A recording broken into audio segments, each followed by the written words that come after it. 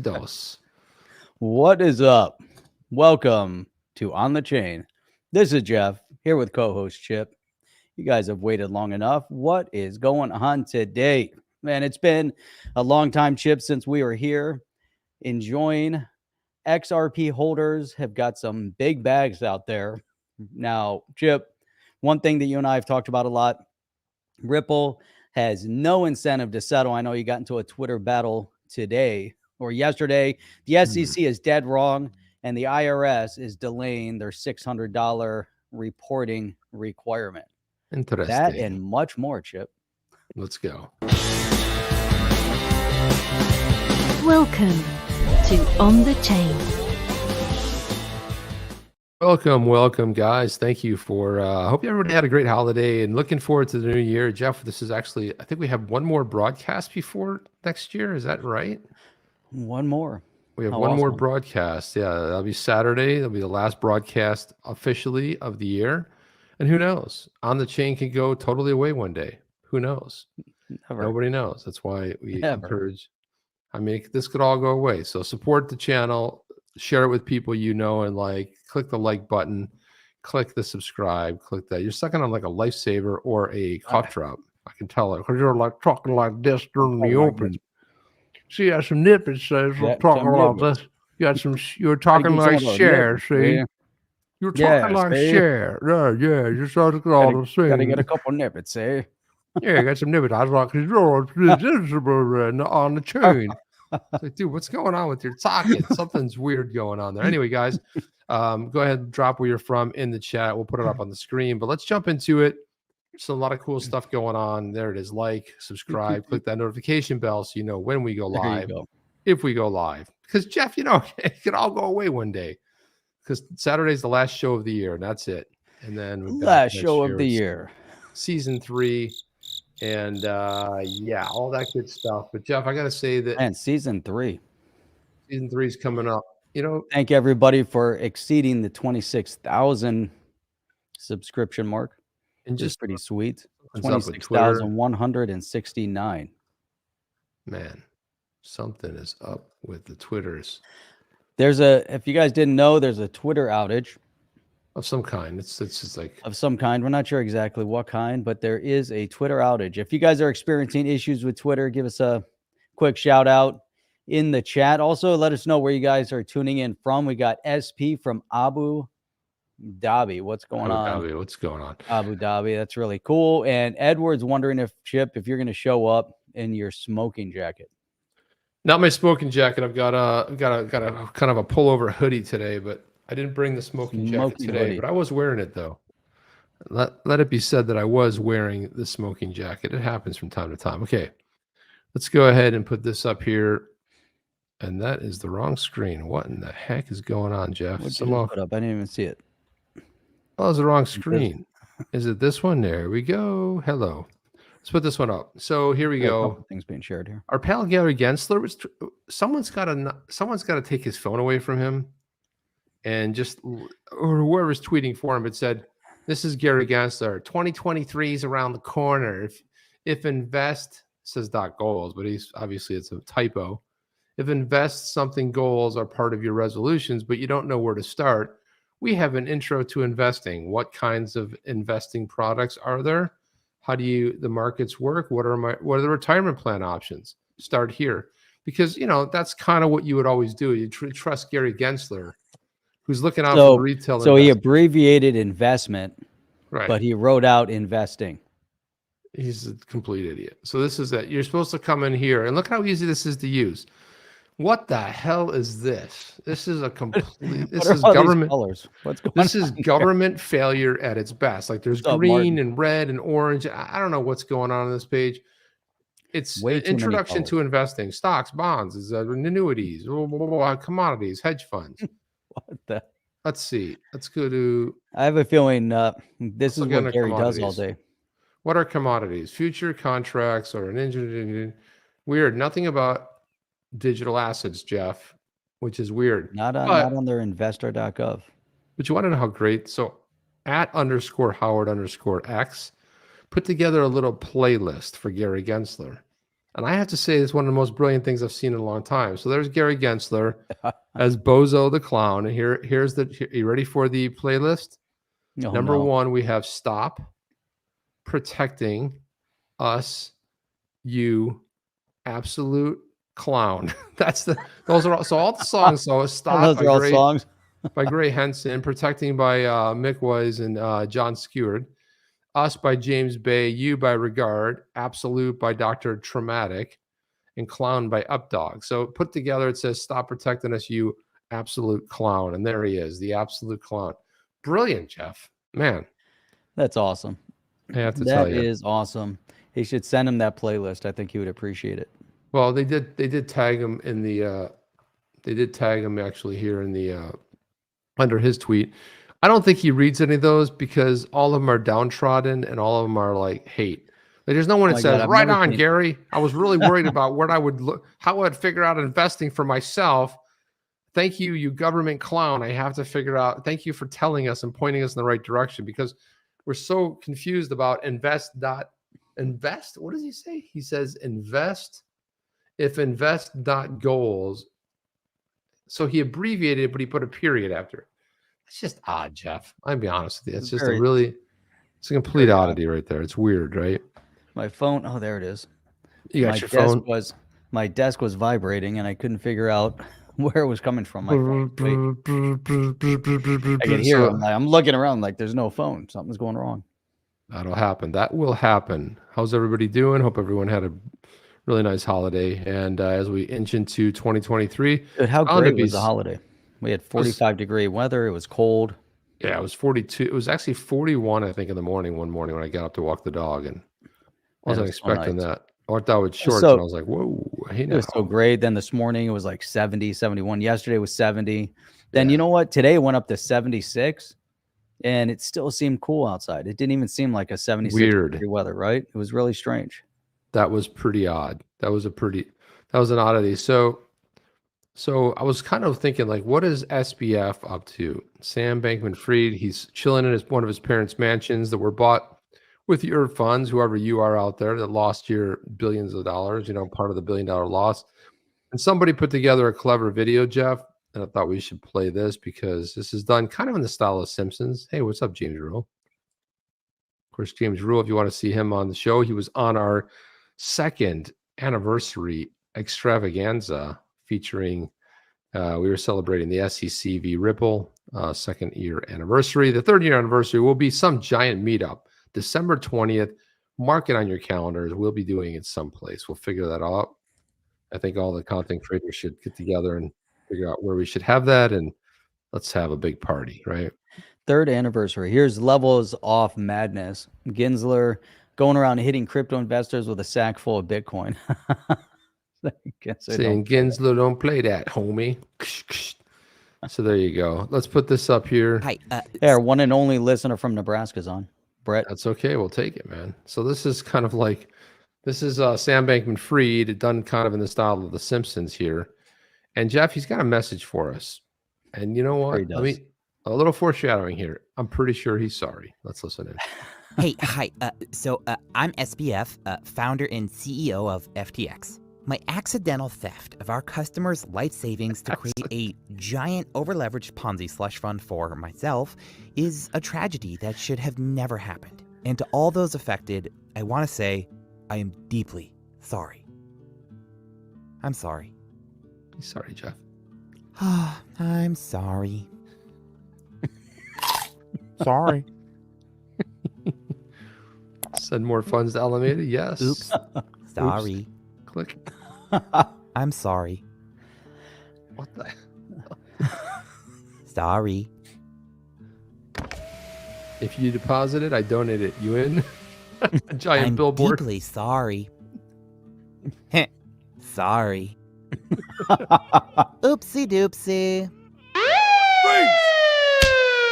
Ladies and gentlemen, we got him. Look at CZ. CZ. Some breaking news in the case against disgraced crypto founder Sam Bankman-Fried. He was just released on $250 million bond. Man.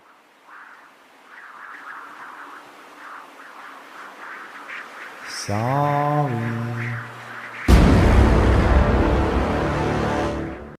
Oh my So, god.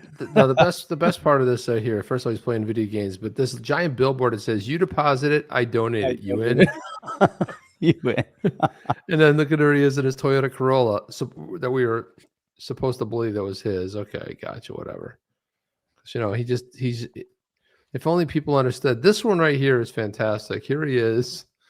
He's standing there taking photos of Maxine Waters. And Jeff, what are they? What is that money in their pockets? Yeah, it looks like money Oh in their yeah, pockets. yeah, stuffed. So we got Gary Gensler. We have Maxine Waters and probably part of her staff. I don't know. The flags on both sides. That one's funny. That is some good stuff. Whoever put this together. I tried to find who the original person was. Somebody then hit Tom Brady crying. He's like, sorry, Tampa Bay Buccaneers. And there's CZ. And I don't know who that is on the other side. You know who that is? I don't know who that is. I don't know who that is. It's got like a little. But CZ, look at that grin on CZ's face. So he's like, oh yeah, finance. That's just classic stuff. But yeah, really well done. Good stuff. It's funny, man. That's how you get rich. Work as a public servant. It seems to be how it's done, Jeff. That's kind of like how it goes. Guys, I wanted to announce that we have 2 new things in the on the chain shop today, on the chain.shop. I'll throw it in there. So if you guys are interested, but again, we don't, the prices are set by our vendor, and you know, we make very little on these, but I want to show you this because here it is right here, Jeff. Oh, hey, we got 2 new things. Only guests from Indiana in tonight. That's all right. We're building an audience, Jeff. That's how it is. So here it is right here. So we have a brand new beanie because winter's coming. It's actually here, Jeff, but you can get it on a chain. Check that out. That's pretty sweet. Embroidered, nice little beanie cap that you can wear proudly as you enter into the frozen tundra, which will be pretty good. And it's a $25.89, $5.89. And then we've got this beautiful one right here, just the XRP right there. Boom. Just X marks the spot. And of course, very simple, clean. You can also wear that beanie. I dropped it in there, but just go down the chain.shop and pick one of those bad boys up for yourself. Yeah. Gonna have to get a couple of those. I'm working on a bucket hat next. Yeah. So when you venture out into the frozen tundra, that'll be sweet. Bucket hat is next. We're gonna do a bucket hat with on the chain. We'll do it the right way. It's gonna be outrageous. It'll be fun. So the other guy with CZ is CoffeeZilla. Okay. Whoever that is, if that makes any kind of sense. I have no idea who that is. I don't know either. Nobody knows, Jeff. Nobody knows. And I don't think that was Jay Clayton. I don't know. It's like you got to give us a better hint because you know that Simpson style. They all kind of look the same, so it's kind of you see the B's, the CZ, not Simpsons, you know who it is. South Park style. Someone said that's South Park. What did I say? Simpsons. Oh, sorry. I meant to say South Park. I meant to say South Park. Simpsons is different. Yeah. South Park style is what I meant to say. Thank you for the guys for correcting me. And, Mike is saying internet detective CoffeeZilla. Okay. He's a real deal. He investigates exposing fraud within the blockchain space. There we go. CoffeeZilla. Search him. CoffeeZilla. Go to check right, it out. There you go. You learn something new every day. What are you going to do? Mike is saying someone made an XRP champagne or wine the other day. There we go. We need some XRP hard seltzer. Yeah, that's what we need, Jeff. Actually, we need our XRP coffee. XRP coffee's on there. So Rosalind Layton, extraordinaire, dropped another fantastic article, and this one is titled SEC Punishing Progress While Rewarding Confusion. And that's kind of how they roll. She said the SEC trafficked in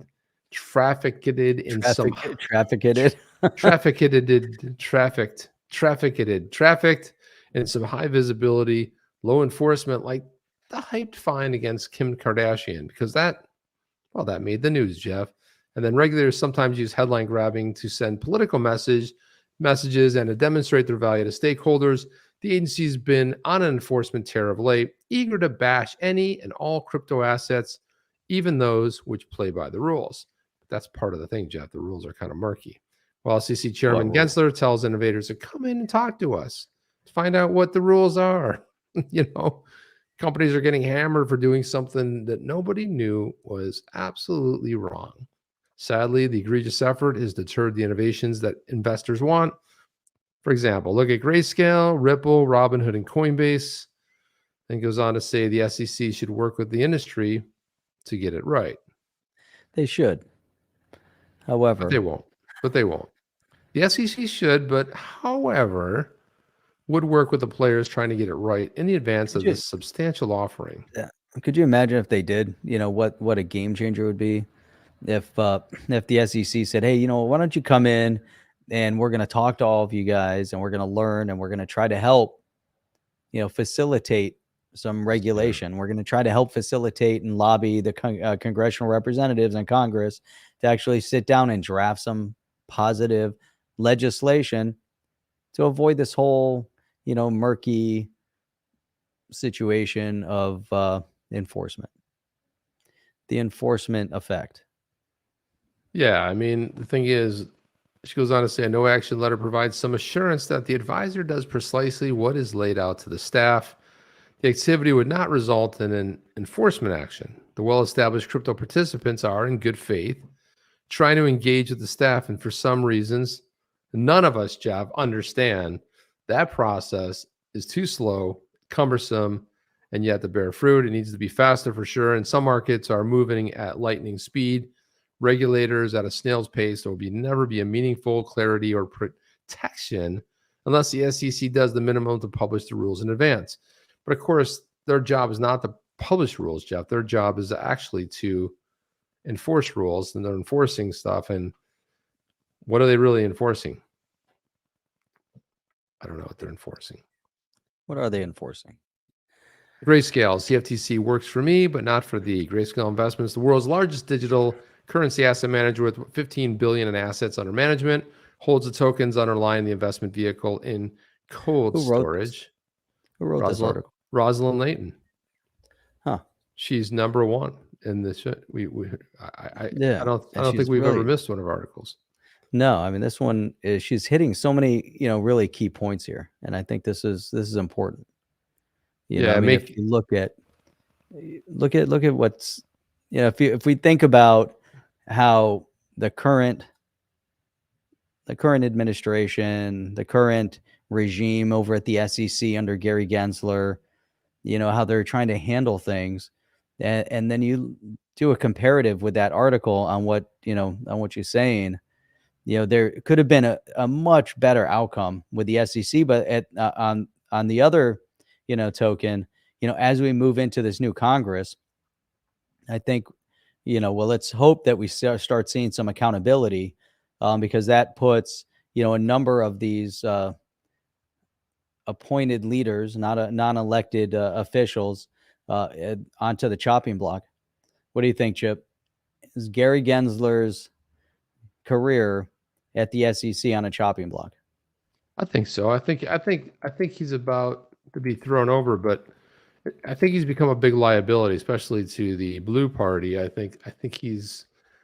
I just don't think he's going to be around long. But again, the whole FTX thing, they needed somebody to throw under the bus. I think it's going to be Gary Gensler. I mean, quite honestly, it's like that. They need a patsy, and who plays that role better than the patsy, the clown extraordinaire? It's only one person, and that's Gary Gensler. He is a clown. So. Clown extraordinaire. An extraordinary clown. He's like above and beyond what an average clown should do, and he kind of goes that extra distance there. I was trying to. Oh, you know what it was? That's why I couldn't find it. That's because it was on the chain account. Yeah, so we have so many Twitter things, but I wanted to put this up because this is kind of relevant too. But I wanted to throw this up there because again, it points out just incredibly how witty our audience is. And let me throw this up. So let me share the screen. Go ahead and add that. So so Rosalind Layton tweeted this article. I was going to say argument because I was thinking about Gary Gensler. I want to get an argument with him, and so as Daryl Woodley pointed out via comment on our podcast, regulation by litigation seems more appropriate since regulation by enforcement implies a specific law is broken. This is really resonating with me since this comment was dropped on our second anniversary show. But Darrell Woodby, here's his exact statement. He said, I was thinking that using the phrase regulation by enforcement, it implies that a specific law has been violated. Would it be more accurate to say regulation by litigation because no specific regulation has been broken? And I really like this a lot, Jeff. That's interesting. What an interesting way of phrasing it.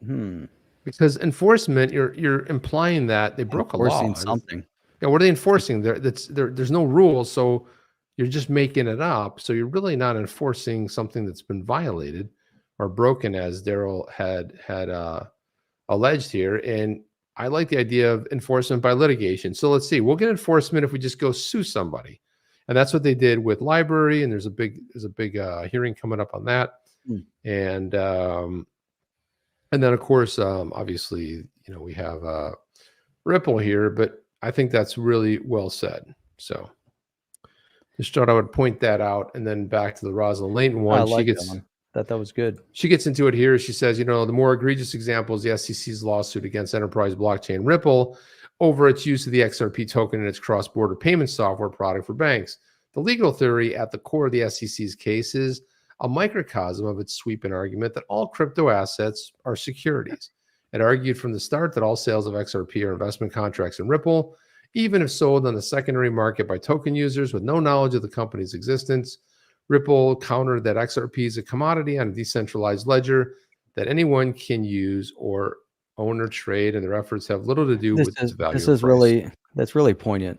Again, if we look at the SEC's argument, and she's bringing up and highlighting and obviously writing this for many people that don't know about it, trying to highlight and underscore some of the things that are occurring, but hitting the notion. Then here, in this next paragraph here, how weak their argument has been. And here's the other question, Chip. If we're 2 years into it, and I know we talked about this a little bit when Deaton was on also, but 2 years into this case, you would think that starting out right in the beginning that the SEC would have had the goods. Right. Yeah, so now you fast forward 2 years, and everybody else here's what gets me is that everybody seems to see it in and around, and his whole narrative is crumbling. Right. There's no clarity, even though everything was clear. It was so clear to him, but there's no clarity, no regulations. There's nothing, absolutely nothing. It's really unbelievable. And here we go 2 years into it, and she's writing this article, kind of making this argument, on points that we've talked about for the past 2 years. Yeah, but also too, I think it started off. I mean, this is kind of what kicked this show. We used to do it once a week and kind of kicked us into more frequency. Was the whole idea that the filing was weak. So I mean, there's so much fluff in there and garbage, and they're calling it a security and this and that. They can do all you want, but there's no fraud alleged. And so basically their only argument is what she just said, was the fact that all sales, even on the secondary market of XRP, they're all securities, Jeff. And I love this one right here. This says, by the end of the arguments, after 2 years of litigation, an unprecedented number of amicus briefs had poured in against the SEC's legal theory, including from more than 75,000 XRP holders whom the agency was supposedly protecting. Right. And in the end, the Ripple case will likely have exposed the SEC's regulation by enforcement strategy or regulation by litigation strategy as a flimsy attempt at expanding its turf rather than concern over investor protection. And that's kind of how it's gone, Jeff. Man, it's mind-boggling. It really is. We think about this whole notion. I'm looking at this article over here, with that we're just talking about, Sam Bankman-Fried. And now there's more detail that they took $546 million and put that into shares of Robinhood. There's, all this money that has been donated to political candidates that was filtered through FTX. I was talking to somebody earlier. We're talking about cryptocurrencies, and we were talking about, interestingly enough, he brought up the case with Ripple, and we started talking about Ripple and the technology and everything that they're up to. And then here you have the SEC attacking the true technology, yet they somehow coddled Sam Bankman-Fried. And now there was another article that came out, I don't think we put in the keep, that the New York Times is now being called to the mat for being a spokesperson, for Sam Bankman-Fried. Well, why not? Right. Why not? They're a mouthpiece for the left, so it kind of like makes sense, right? It's the same thing, really, when it comes It down is. to And it. so now the SEC has become a mouthpiece for SBF. It seems like our current financial services committee within Congress is a mouthpiece for SBF. So that it's crazy. So you have real corruption, you have real problems, yet the SEC's focused on their enforcement. And to that last tweet, there is no enforcement because there are no rules. So they're just on pure attack mode. What's their desired outcome? And I think, as we look at this, FTX is going to serve as a great example as we move on over the next year and years to come. But FTX will be a perfect example of pure collusion on the part of certain political officials to take down crypto and to funnel money over to politicians. And that's it. And, as we move forward. And so I think we're starting to see the murkiness is starting to rise, and we're getting to see through it, that there's a lot of strings that were being pulled, a lot of manipulation in the space. And, it's all for the best at this point. Yeah, That exactly. it's happening now, I guess. So one of the things that was teased in the thumbnail is the whole idea of a settlement. It's like I haven't figured out the exact cadence, Jeff, but it's like if we figure it out, it'll be like 7 days, and all of a sudden it's settlement, secret settlement. I heard about a settlement. This person heard of a settlement. That person heard of a settlement. This YouTuber's sure they heard a rumor of a settlement, or Charles Hoskinson, and then like goes away for a little bit, and then boom, settlement. For 2 years we've heard this. It's coming this weekend, next week. Of course they're going to settle. John Deaton has a poll running, which we'll take a look at in a little bit, whether it's going to be settlement or go to summary judgment. So we're going to take a look at that as well. So in just a little bit here. There's a clear plan to bring in regulation. SBF will bring as an example for Congress to pass draconian laws. And it's interesting. So here, Chip, again, the U.S. working with draconian ideas, while Japan and parts in Europe and within the Middle East and all over the world, they seem to be applying some sort of clarity to the crypto space. Yet the U.S. is tripping over themselves to put a huge ball and chain on this tech space for the U.S. We'll see what happens. We do have a new day coming, as Tom Emmer promised, on January 3rd, when the next Congress is sworn in. And so, talking a little bit about what went down with the whole settlement conversation, the Bearable Bull put a tweet out and said, I believe a Ripple settlement would be great for XRP, but bad for most of crypto. Formerly Moon Lambo, now Moon Family Sedan, said, yep. And if there's a settlement between Ripple and the SEC, I'd still be tremendously worried about all the other coins I hold. And then Bearable Bull jumped in and said, well, I honestly want the outcome to happen. Beautiful buying opportunity and the ability to rotate profits. I said, didn't get involved in this conversation, did you? I sure did, Jeff. I absolutely did get involved in the conversation. So I said, well, what would a settlement look like? Ripple would only agree to a settlement if the SEC declared today's XRP not a security. Seems highly unlikely, but when faced with a significant loss, anything's possible, although not probable. The bull came back in. The Bearable Bull said, well, XRP sold in the past was a security. However, XRP sales are not because it's sufficiently decentralized. And also secondary market sales are not securities. SEC gets their money and a narrative, and Ripple gets XRP clarity. What do you think about that? Yeah, Jeff's like ready to go on a rant. Guys, let me set my watch here that I don't have it. I'll set a timer here. Jeff, go. I was like, I know exactly what's coming after that. Now, how do you get, I'm still kind of tripping over this notion that somehow settlement is going to be some panacea for everything. First and foremost, the SEC isn't in this to get their money. Their narrative would crumble, and Ripple is not going to get clarity for XRP or for the crypto space if they settle. And Chip, you brought up the best point is that if there is a settlement, what do we get out of it? What is the SEC? What is the SEC gain out of a settlement at this point? That's the whole thing, Jeff. It's like, Right? They gain nothing. They get nothing.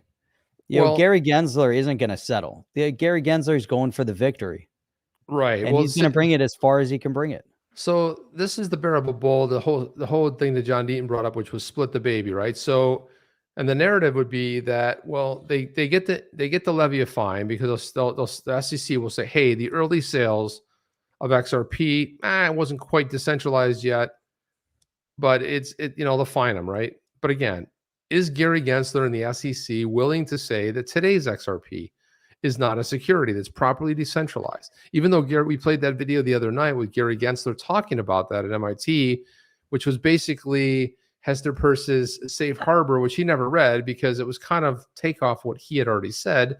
But look at this. So SEC gets their narrative, their money, and a narrative, and then Ripple gets XRP clarity. But what's the narrative? That's the problem. What's the narrative that they get? Well, they get to say that.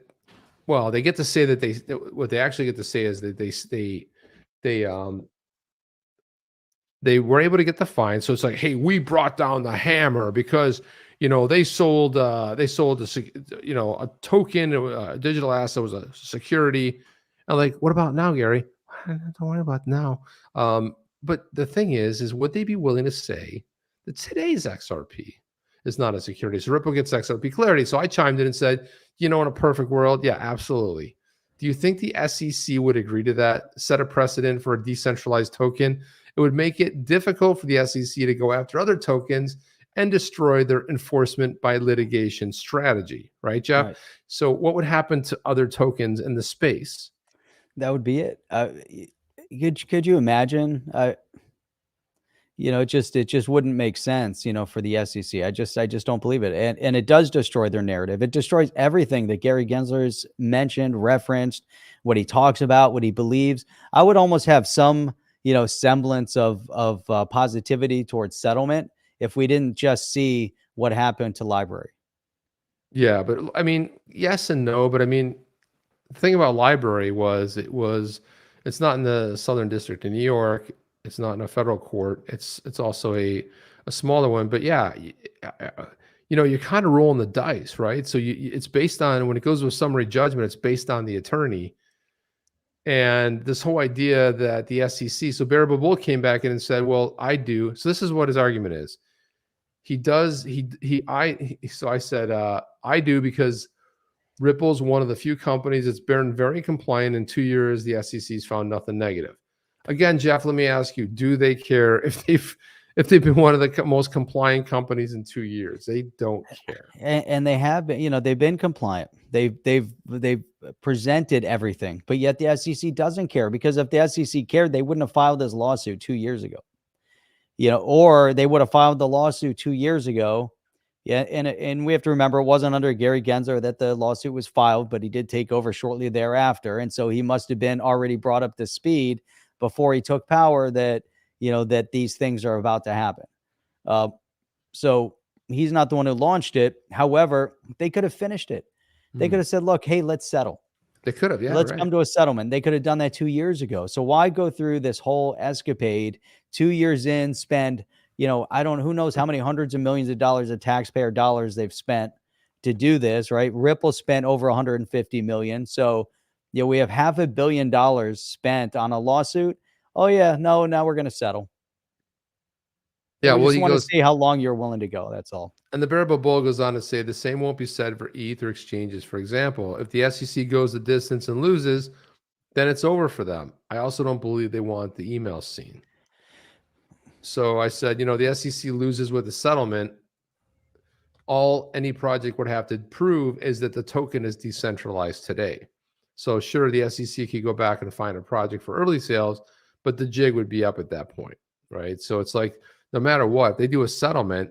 If they split the baby and try to levy a fine, well, that means, and somebody else brought up the point here, Shuey, whoever Shuey is, said, I disagree, Chip. If they settle and the details get sealed, it's over for other cryptos. Proving decentralization means what? Ripple and XRP has that. If a settlement happens, which is most likely to happen, the SEC will have the ability to go after others. XRP gets clarity and it's it. How does XRP get clarity, Jeff? This is the whole thing. It's like, okay, you're going to go ahead and seal it. Now, you might seal it for the eyes, but this is a public case. They're not going to see. They have sealed things in the past. If they do some sort of a settlement, but what is it going to be? I mean, we would know that, and everybody, the entire world would know that the only way Ripple would settle is if today's XRP wasn't a security. Right. And so let's say that happens, right? And so we immediately know case settles, that they go to settlement. Let's say, like you said, it was, oh yeah, oh, by the way, it's not a security. Okay, so we know what the outcome was.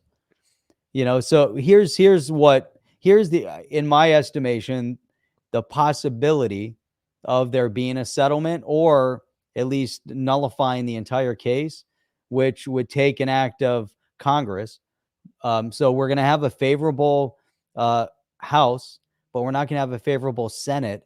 So let's say legislation finally gets introduced. Let's say the Token Taxonomy Act, other bills are drafted, things are done to put the case in a whole different light, because now there'll be laws on the books that could sway the case one way or the other.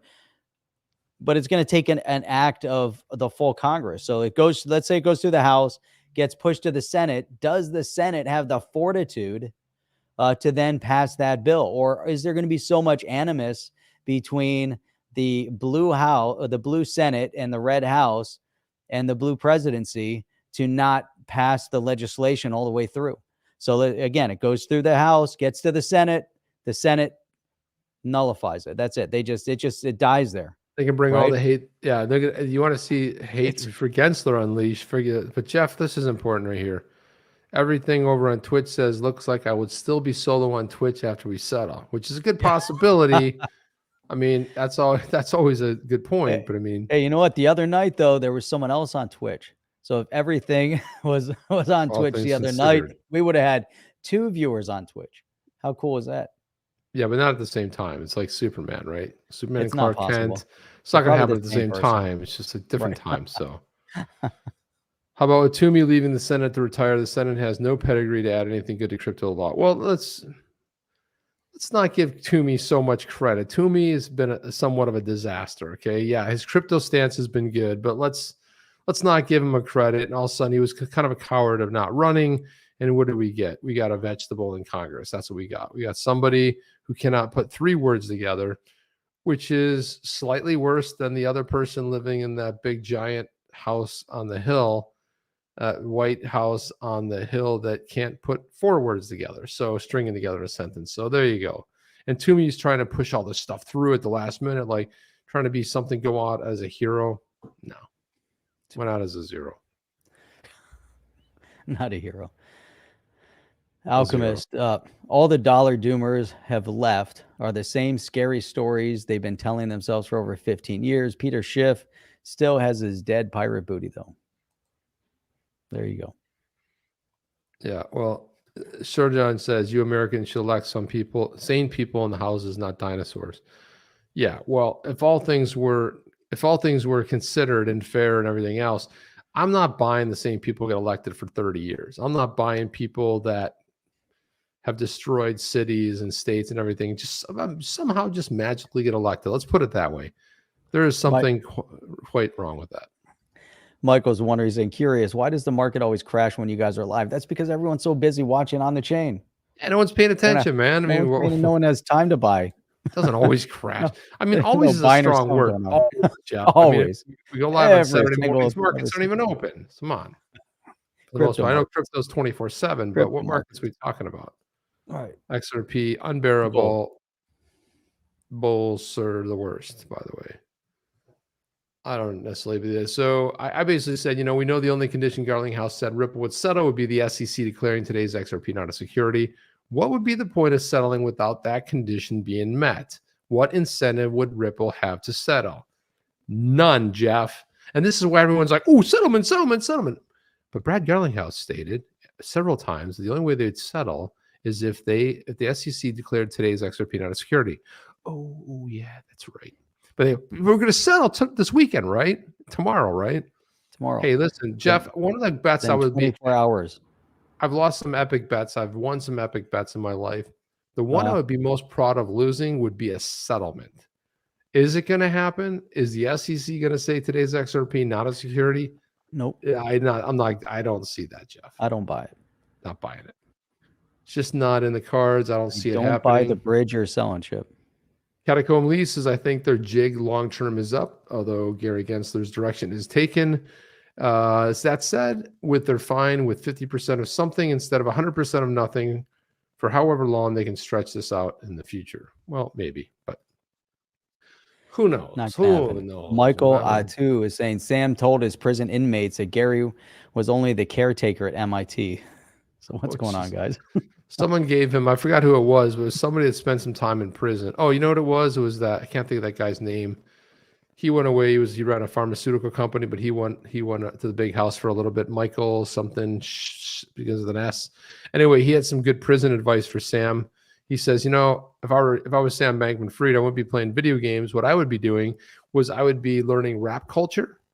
I would be learning about, he was just going into this whole depth thing and about how he might want to act. And he said, I'd be studying, I'd be reading on it because you don't want to get there and then all of a sudden be completely clueless. So, and I don't know if did they let you play video games in prison? I'm sure. I don't know if that's a thing. Jeff. No, I don't know. Did they have vegan meals? We talked about that. No vegan in California. That's right. It's no bueno. James L was saying SEC needs a narrative win after FTX. They can't afford another PR loss. Record SEC fine is all they need to spin the narrative. I don't know that FTX. I think, the FTX crash was a little premature. Did kind of blow up in their face.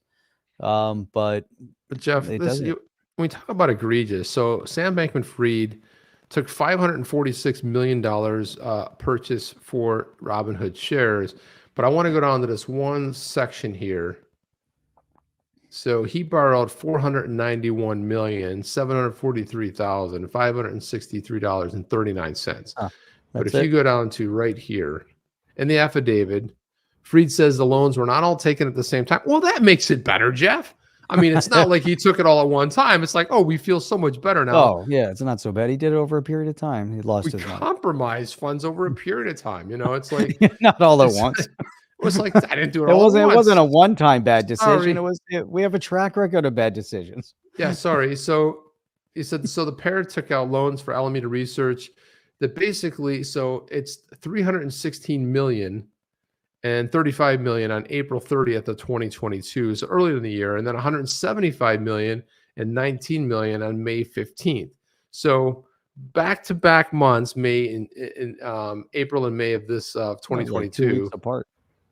Big deal, right? And so they bought all these shares, and that's just egregious. So he stole all this money, and then they were buying shares. Jeff, it's insane. I mean, quite honestly, if you've ever even run a little business, if you even have any kind of an accountant or a bookkeeper or something, they always tell you never commingle funds. Never commingle funds. It's all traceable. Don't take this to buy that and blah blah blah. And by the way, don't take a $546 million loan. I don't think he was. It wasn't like he was going to the bank to get it. He was, they were taking it from Alameda Research. But how did Alameda Research get the money? Didn't they give Alameda Research money? I don't know. I think everything was just commingled. I mean, the whole thing they were giving, It's such a shit show. All the money that also came in through the Ukraine. We got to get more details on how much money was put into FTX by Ukraine. It's another circle of shit show. Yeah, it's a whole thing. I mean, and the funny thing is Gensler's at the center of all this. I mean, he could have stopped this, the SEC lawsuit against Ripple. SEC went after Library, and then that guy that did that market manipulation that said, "Oh, it's not illegal." And it turns out it was. Well, the DOJ, the two tokens, they called both tokens a commodity. They didn't call it a security. So that's funny. It's like the CFTC thinks that XRP is a commodity. We just had two tokens that were named in this market manipulation scheme. They arrested the guy in Puerto Rico, and they were also both named commodities. But no, Gary Gensler, all securities, man. Check that out. SP has been watching since 12,000 subs. How about that? Impressive. That's what you call an OG. It's an OG. Marcel saying the on the chain indicator is bearish. That's why everybody's always selling when we're. There you go, Jeff. There you go. Motion was granted in this. So Here you go. Visual Vendetta was saying FTX was literally was trying to pay off politicians to give their exchange a legal stamp of approval, making them an official exchange that many, if not all, will use to digitize cash for the Great Reset. It's also very interesting that during that whole period of time, as we've mentioned multiple times, Sam Bankman-Fried was the only one, and FTX was the only to be brought in to Congress to help draft legislation. They didn't ask Jamie Powell or Jesse Powell. They didn't ask any of the guys. Yeah, they Brian always get the Armstrong. wrong people involved. They didn't ask the Winklevoss twins. They didn't ask anybody. But they said, hey, you know what? Let's ask this this guy, the new kid on the block. Nobody knows who he is. He's been around for a short time. And let's bring him in. This isn't not sketchy in any way. Yeah, not sketchy at all. So I wanted to put this next one up here. Let me see if I can find it. Where is it? Oh, yeah. So Jimmy Filan tweeted this out right here. And he said that Louis Cohen has filed a motion to appear pro hoc vice on behalf of Paradigm Operations. And that just means pro hoc vice just means he's in a different jurisdiction, and it's going to allow him to be in the Southern District of New York. And here it is. So here's what's great about Louis Cohen is that Attorney Cohen co-authored the Ineluctable Modality of Securities Law, Why Fungible Crypto Assets Are Not Securities. That's pretty impressive. And then the motion was granted. So he will be representing Paradigm Operations, which is pretty cool. He also chimed in and thanked Jimmy for that. And he, here it is. I think this is it right here. Is this it? Oh, that's the case. He put a link. Where is that? My goodness, it was in there somewhere. Anyway, he did add a link in there somewhere where he. Yeah, that's the program. He actually put a link to that, his book, which is Why Fungible Crypto Assets Are Not Securities. That's awful good if you want to be represented by that guy who basically wrote the book on it. Pretty impressive. So there you go. There you go. I wonder if we can click on his thing right there. There he is. Let's see. Here it is right there. Boom. You can find our white paper here.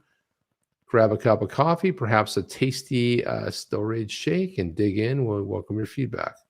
Nice. So there it is. Prevented by DX law. I like the sound of this. This sounds like something I'd have to like take a look at and read. Especially since he has an orange pear. What is that all about? There you go. Why an orange pear? It's not even. It's not an orange. For almost there it is. Yeah, what is that? An orange pear. A pear, right? It looks like a pear. Is it a strawberry? I mean, I don't know what that is. It's an orange. Yeah, it says for almost 3 years, but it looks like a DX pear. law pondered the most consequential questions about crypto law. When and how do the U.S. federal security laws apply to crypto assets? As lawyers out there, we know the answer to this question turns on a rule set in a 1946 Supreme Court case, SEC versus the W.J. Howey Company, what's become known as the Howey test, but the Howey test is and remains one of the most confusing, misunderstood rules of all the law. Countless hours of lawyer time, untold sums of money have been spent seeking to reveal its secrets. Soon realized there's only one way forward. We needed to ingest the whole law, every single Howey appellate case that's ever been, and then many more besides. And we reviewed thousands of pages of legal scholarships on the topics.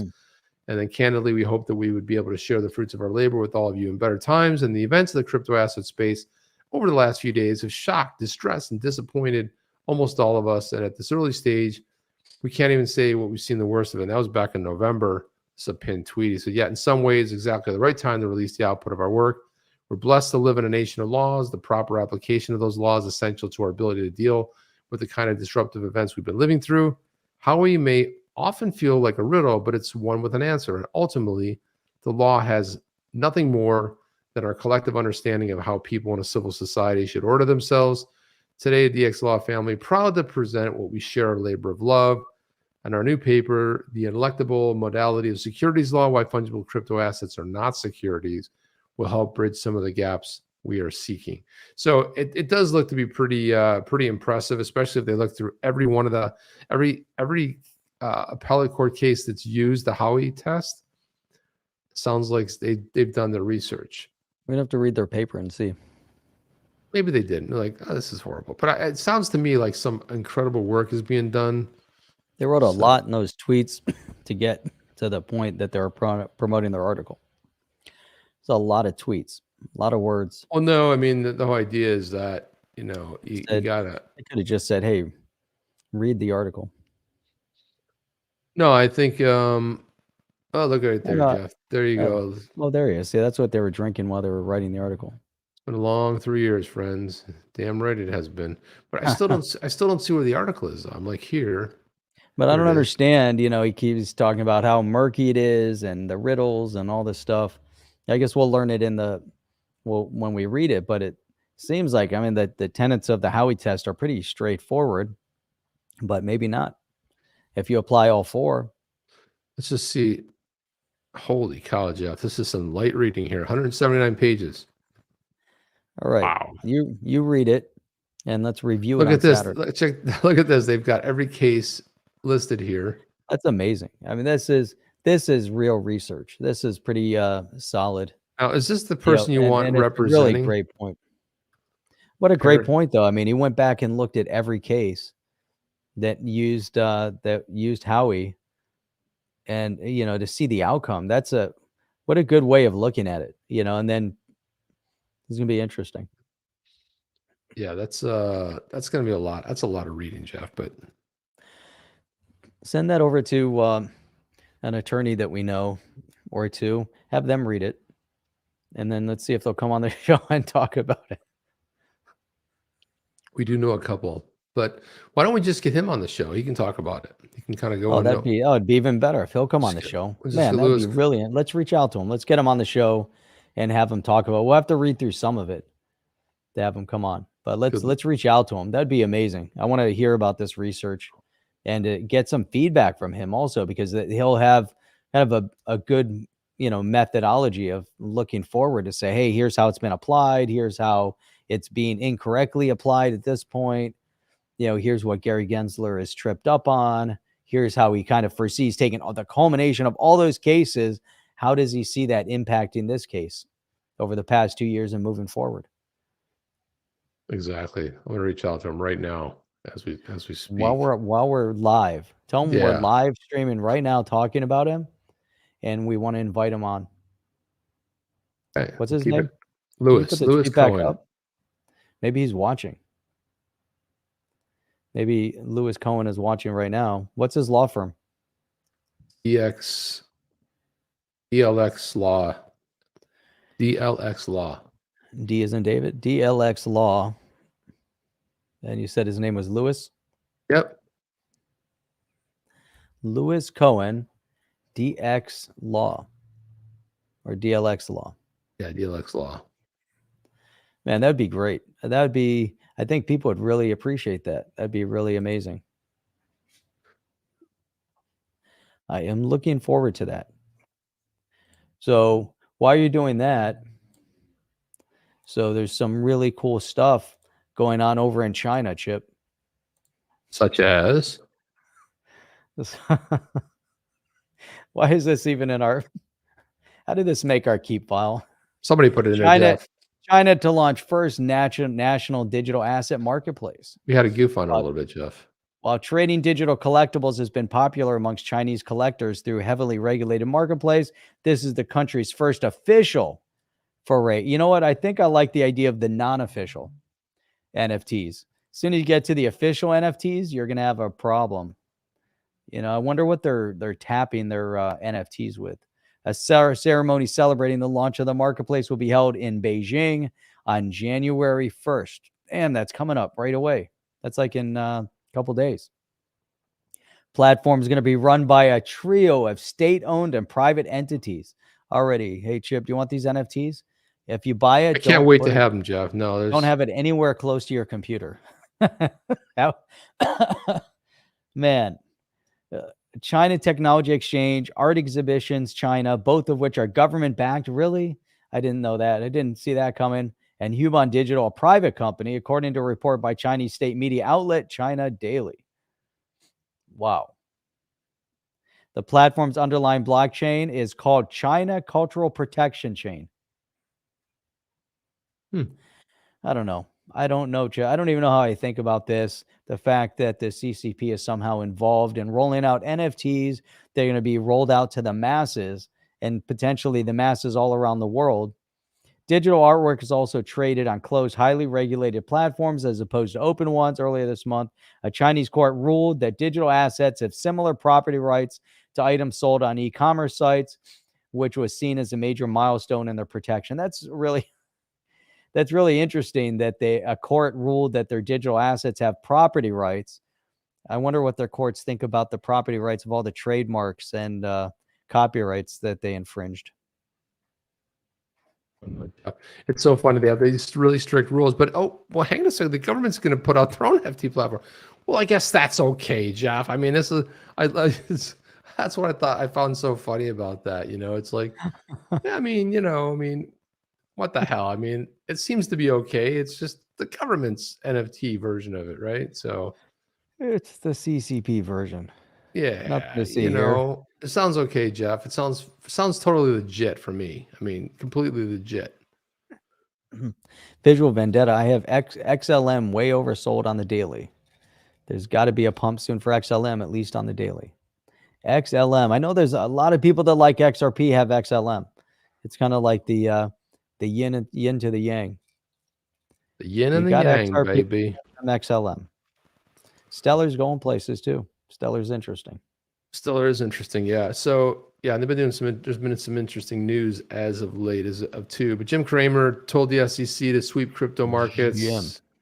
So he had that whole thing about he wouldn't touch crypto in a million years. So I love this reply. Do you see my statement there? Yeah. So you said what I wrote there. I say sweep Cramer's market manipulation practices. Yeah, that's pretty much true. But then Crypto Eddie came out with this, which I love. She said, hey, Jim Cramer, Fidelity's all in as of December 21st. A little laughing emoji there, crying emoji. Blockchain, crypto tokens, utility tokens, financial services and metaverse, cryptocurrency payment processing, financial consultation, virtual word planning, NFTs, crypto trading, and on and on. Here's one of 3 trademarks that they filed. Fidelity, no joke, Jim Cramer. So that was on December 26th. There you go. When Mullet said Cramer's just doing the bidding of his masters, getting the price so lower so that they can buy cheaper. He has no soul or conscience left. He feels no shame leading the sheep to slaughter while he enjoys the fruits of his labor in this world. Just rewards await him in the next. Remember when Mullet was in here? I haven't seen him in a while. Dude, it's forever. We met when Mullet in Deerfield. We actually did. We actually not Deerfield. Went to Lauderdale by the Sea. One of the few people we did meet him. Yeah, we hung out with him and had some lunch as we were looking out into the ocean. So I don't know what happened to him. I did see him in the Boardroom, which is that new show launched by Berserker. And oh, no kidding. So he's back. So he's there. He says, I think he's up in northern Florida right now. And Alex D Vlogs, I should mention. It's on Alex D Vlogs channel. So there you go. That's true. Sir John is saying, a friend of mine who lives in Hong Kong is visiting back to Croatia after 3.5 years for Easter holiday. Told me now when Z secured lifetime presidency, they're making the country a bit less restricted. Well, as long as he solidified that, I mean, so G's get that lifetime presidency thing going. And I think G's a good guy. G seems like a good guy. It's just like, look, everybody has that. I can't say that word here, but it begins with DS. Let's put it that way. We just can't say the word here because one of those things you can't say. But every country has one. Every country has that. And I think that, China's no exception. So there you go. But that's all we have for you guys tonight. Wow, that was quick. It was a quick one, Jeff. It was a quick one. And we'll be back on Saturday. Guys, stop in for the last show of the year. We'll probably do an in review. No, we won't. That's too much work, Jeff. Yes, we will. We're going to do an in review of the day at least. Yeah, well, the week perhaps, but not the entire year because my God, that's a long. Come stop, join us before the end of the year. Saturday morning, 8 a.m. Eastern Standard Time. You guys know it. You know that thing. You know that thing, know- Jeff. That thing. You know that right? thing. You know where we'll be. So that'll be awesome. Chip, this was great. I appreciate everybody else out there. You guys, you are the best and the brightest in all of crypto YouTube space. Joining us here on the chain, making On the Chain what it is. Appreciate you guys and look forward to seeing you guys back here on Saturday with a lot of more great conversation. Yep, that's all we got. Chip and Jeff out. See you guys on the next one. Are you down with OTC? Please like, subscribe, and click the bell to be notified when the next video drops.